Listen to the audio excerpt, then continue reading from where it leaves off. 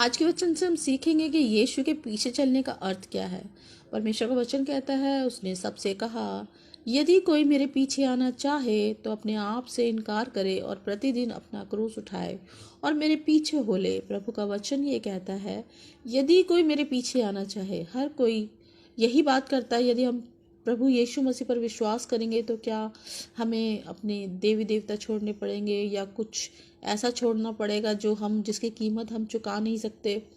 मेरे प्रियो, परमेश्वर साफ ये कह रहा है कि हम अपनी बुराइयों को छोड़ें और उस पवित्रताई में सहभागी हों जो प्रभु ने हमारे लिए ठहराई है। प्रभु का वचन ये नहीं कहता है कि तुम अपने नियमित कार्यों को छोड़ दो, कि खुश रहना छोड़ दो या आनंदित होना छोड़ दो। नहीं, परमेश्वर ने बस ये कहा है कि अपने किए हुए कार्यों को सिर्फ पवित्र रखो ताकि परमेश्वर के राज्य के हम योग्य ठहरे। और प्रभु का वचन कहता है, यदि तू परमेश्वर यीशु मसीह पर विश्वास करता है तो सबसे पहले हमें अपने आप ही से इनकार करना है कि मैं भी कुछ हूँ या मुझ में ऐसा कोई घमंड वाली बात है या कोई बुराई है या निंदा करने की बातें हैं मेरे अंदर या लालच है या लोभ है या कुछ भी है। प्रभु कहता है, सबसे पहले इस सारी चीज दूर निकाल कर आओ, फेंक कर आओ इन चीज़ों को। क्योंकि मरकुस 10:46 में परमेश्वर का वचन ये कहता है, उस अंधे भिखारी ने जब यीशु मसीह ने उसे अपने पास बुलाया तो सबसे पहले उसने अपना कपड़ा फेंका, जो वो काली शोल, जो उसकी दयनीयता की निशानी थी, जो उसकी गरीबपन की निशानी थी, जो भिखारीपन की निशानी थी, जब जो परेशानी जो उसके जीवन में थी, जो उसकी निशानी थी कि वो भीख मांगता था उस शोल को ओढ़कर। तो प्रभु यीशु मसीह ने जब उसे पुकारा था तो सबसे पहले उसने उस शोल को फेंका। मेरे प्रियो, वचन यही कह रहा है कि सबसे पहले हमें अपने बुराइयों को दूर करना है और अपने आपे से इनकार करना है कि हम भी कुछ हैं, क्योंकि प्रभु यीशु मसीह को छोड़ कोई प्रभु नहीं है। हमें परमेश्वर अपने निज समाज के द्वारा, परमेश्वर यही कहता है कि तुम मेरी निज प्रजा हो, निज समाज हो। वो यही चाहता है कि हम उसके कार्य को करें, जैसे प्रभु यीशु मसीह ने अपने मनुष्य जीवन को दिखाया कि किस तरीके से मैं मनुष्य जीवन में प्रवेश करके और तुम लोगों को वो सीख देकर जा रहा हूँ कि हम किस प्रकार से अपने परमेश्वर की महिमा को कर सकते हैं। तो हमें परमेश्वर का वचन यही कह रहा है कि सबसे पहले हमें अपने आप से इनकार करना है, तभी हम प्रभु का क्रूस उठा सकते हैं और उसके पीछे हो सकते हैं। नहीं तो हम बिल्कुल भी उस योग्य नहीं कि हम उस पवित्र राज्य के लिए इस्तेमाल हो सकें। क्योंकि यदि हम प्रभु की आज्ञा मानते हैं तो प्रभु हमें क्षमा करता है और अपने पवित्र राज्य के लिए इस्तेमाल करता है। क्योंकि वचन ये कह रहा है, क्योंकि जो कोई अपना प्राण बचाना चाहे वह उसे खोएगा, परंतु जो कोई मेरे लिए अपना प्राण खोएगा वही उसे बचाएगा।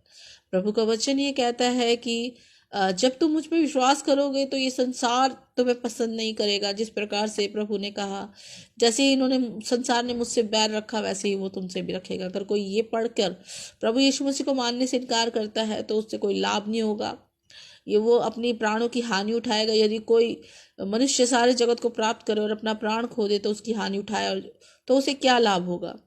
कोई फायदा नहीं है। यदि हम प्रभु यीशु मसीह को नहीं मान रहे हैं और दुनियावी बातों में आकर दुनियावी आनंद में खोए हैं और अपने प्राणों को खो दे जगत के लिए और उसकी हानि भी उठा ले, तो उससे हमें क्या लाभ होगा?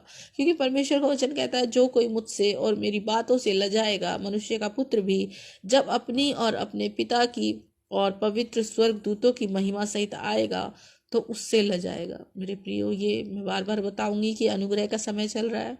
यदि अगर हम आज इस बात से चूक गए और अपने मनों को कठोर ही रखा तो याद रखना, प्रभु जल्दी आने वाला है, अपने स्वर्ग दूतों को लेकर आने वाला है महिमा के लिए। तो वो भी हमसे इस बात से लजाएगा कि हम उसके बेटे बेटियां हैं। परमेश्वर का वचन कहता है, मैं तुमसे सच सच कहता हूँ कि जो कोई यहाँ खड़े हैं उनमें से कुछ ऐसे हैं कि जब तक परमेश्वर का राज्य न देख ले तब तक मृत्यु का स्वाद न चखेंगे। परमेश्वर का वचन कह रहा है, जो चुने हुए हैं वही परमेश्वर के राज्य को देखेंगे और वो कभी उस मृत्यु का स्वाद नहीं चखेंगे जो उन लोगों के लिए ठहराई गई है जो परमेश्वर का इनकार करते हैं।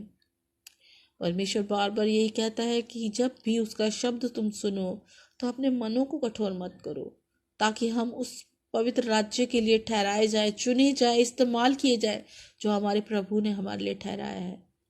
हम उस अनुग्रह से वंचित ना हो जाएं। मेरे प्रियो, मैं यही प्रार्थना करती हूँ आप सबसे कि आप प्रभु यीशु मसीह को जाने, ताकि हम उस अनंत जीवन के सहभागी हो सके जो उसने हमारे लिए दे दिया है।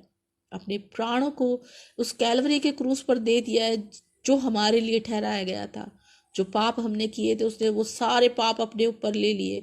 जो बीमारियां, जो बहुत बड़ी बड़ी बड़ी बीमारियां थी, जो हमारी गलतियों के कारण हमारे ऊपर आने वाली थी, वो भी उसने अपने ऊपर ले ली। मेरे प्रियो, यदि आप बाइबल के वचनों को पढ़ेंगे तो आपको पता चलेगा कि हमारे प्रभु ने हमसे कैसा प्रेम किया है। मैं विश्वास करती हूँ आज के वचन से आपने सीखा होगा कि यीशु के पीछे चलने का अर्थ क्या है। सबको जय मसीह की।